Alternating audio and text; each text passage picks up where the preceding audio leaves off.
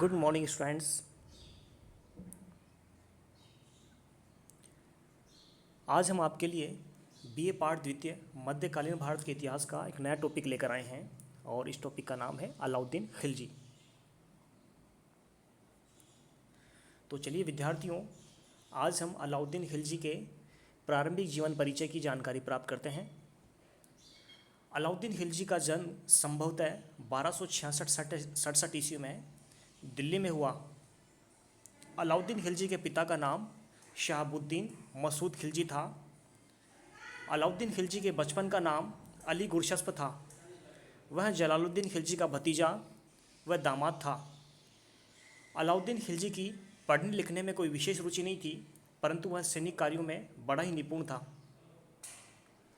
1296 ईस्वी को उसने धोखे से अपने चाचा जलालुद्दीन खिलजी का वध करवा दिया तथा दिल्ली की राजगद्दी प्राप्त की। इस प्रकार 1296 से 1316 ईस्वी तक अलाउद्दीन खिलजी ने दिल्ली सल्तनत पर राज्य किया।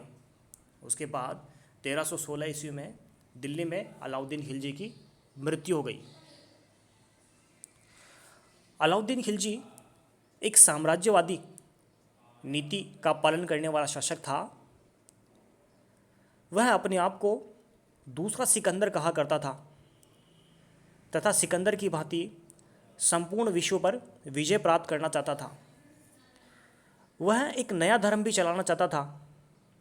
इस पर दिल्ली के कोतवाल अलाउल मुल्क ने अलाउद्दीन खिलजी को सलाह देते हुए कहा कि वह धर्म स्थापना करना छोड़े, क्योंकि धर्म स्थापना पैगंबरों का कार्य होता है। राजा का कार्य शासन करना है, न कि धर्म की स्थापना करना। और जहाँ तक विश्व विजय का संबंध है, अलाउल मुल्क ने अलाउद्दीन खिलजी को सलाह देते हुए कहा कि पहले वह भारत के स्वतंत्र राज्यों को जीते तथा मंगोलों से दिल्ली सल्तनत की रक्षा करना उसका प्राथमिक कार्य है। अलाउद्दीन खिलजी को अलाउल मुल्क की ये सलाह बहुत पसंद आई और उसने समस्त भारत को जीतने का निश्चय कर लिया। इस प्रकार अलाउद्दीन खिलजी का विजय अभियान शुरू हुआ। अलाउद्दीन खिलजी के इस विजय अभियान में सबसे पहला जो विजय अभियान किया गया वो गुजरात पर किया गया। अलाउद्दीन खिलजी ने गुजरात के विजय अभियान के लिए उलुग खां व नुसरत खां नामक दो सेनापतियों के नेतृत्व में अपनी सेना भेजी। अलाउद्दीन खिलजी की सेना ने 1299 ईस्वी में गुजरात पर आक्रमण किया। उस समय वहाँ का शासक राजा कर्ण बघेल था।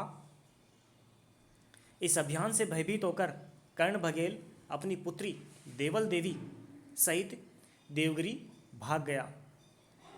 इस अभियान में नुसरत खां को मलिक काफूर नामक एक दास हाथ लगा।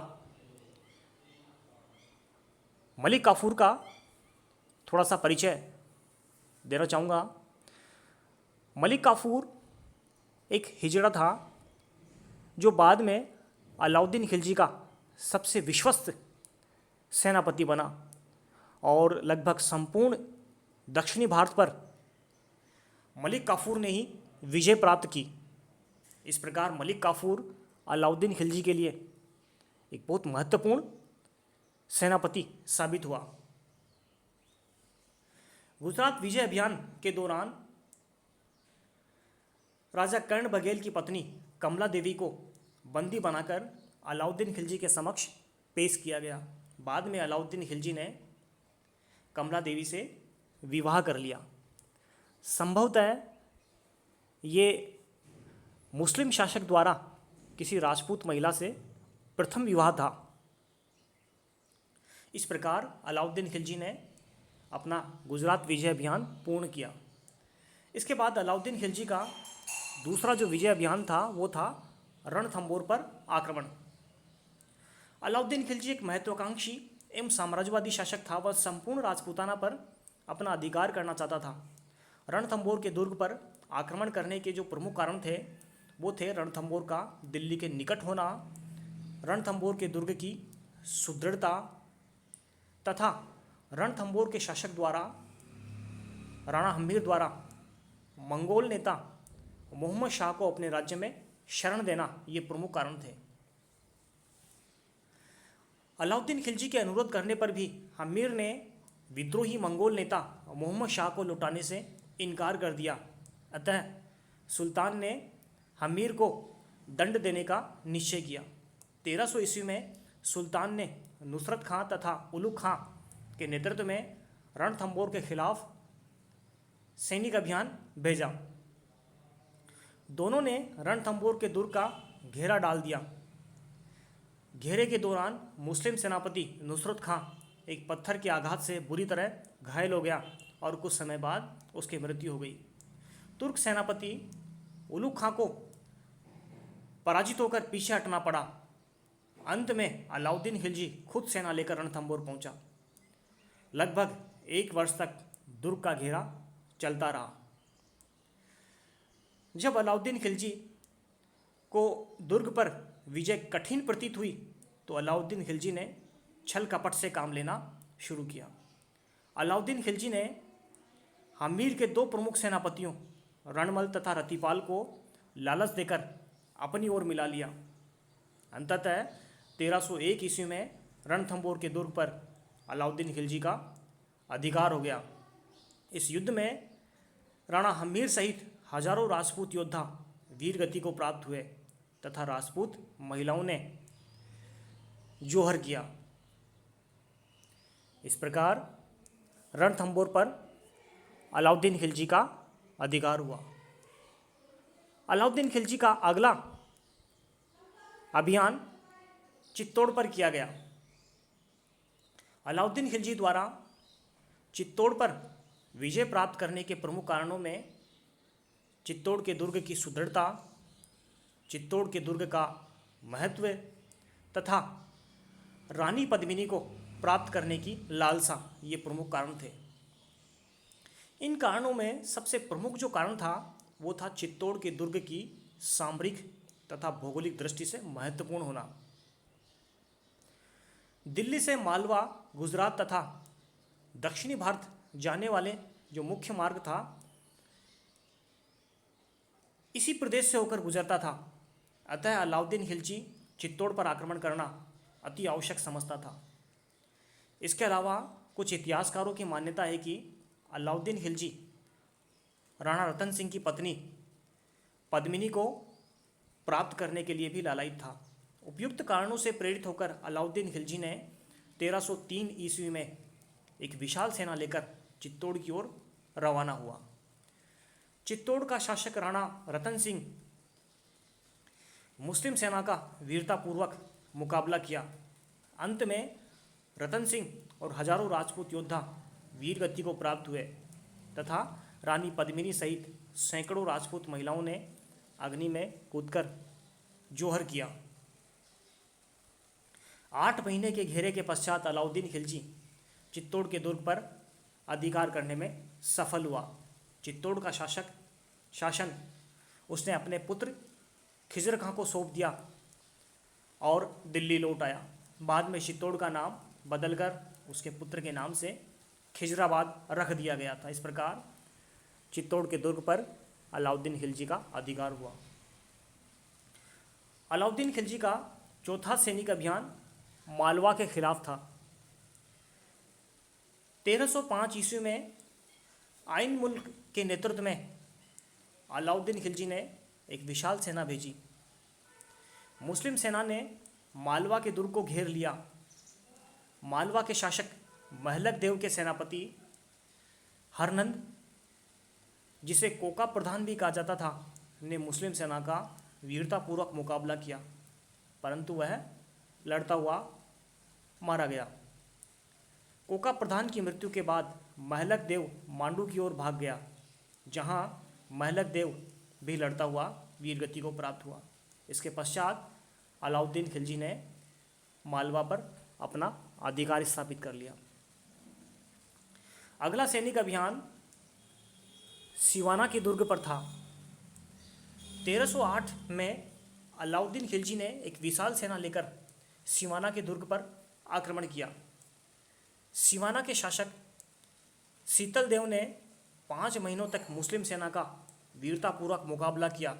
अलाउद्दीन खिलजी ने छल कपट से किले के जलकुंड में गाय का रक्त मिला दिया। अतः राजपूत योद्धाओं ने युद्ध करते हुए वीरगति प्राप्त की और राजपूत महिलाओं ने जोहर किया। इस प्रकार सिवाना के दुर्ग पर अलाउद्दीन खिलजी का अधिकार हो गया तथा कमालुद्दीन कुर्ग को सिवाना का शासक नियुक्त किया गया। अगला सैनिक अभियान जालोर के खिलाफ किया गया। भौगोलिक व सामरिक दृष्टि से जालोर दक्षिण के रास्ते में एक अवरोध था, अतः जालोर पर विजय प्राप्त करना आवश्यक था। 1311 ईस्वी में अलाउद्दीन खिलजी ने जालोर के विजय अभियान के लिए कमालुद्दीन कुर्ग के नेतृत्व में एक सेना भेजी। जालोर के शासक कान्हड़देव ने मुस्लिम सेना का वीरतापूर्वक मुकाबला किया। अंततः उसे पराजय का मुंह देखना पड़ा।